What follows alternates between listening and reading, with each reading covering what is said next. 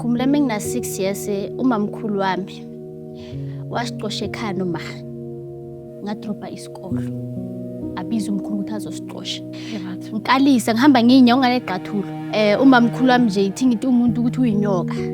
Mekabona ukuthi maybe ke istory lesi ukuthi angisho abantu bayezwa ukuthi phela umuntu bani uhlala kuphi ufuna ukuzikhavara. Ablame ubabakhe.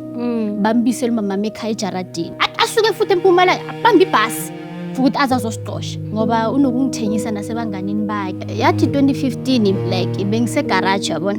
Bengise garage bengibheka iTV. Mengibheka iTV like ipolice officer lo like uyafika. Sometimes umuntu noma athi uyafika nje uyiwedwa just because uyiphoyisa I don't think ukuthi ngabaleka. Yeah, umuntu omthetho, angisunyazi ukuthi umuntu omthetho ngibalekelani ngoba nyaka ngizangenzela.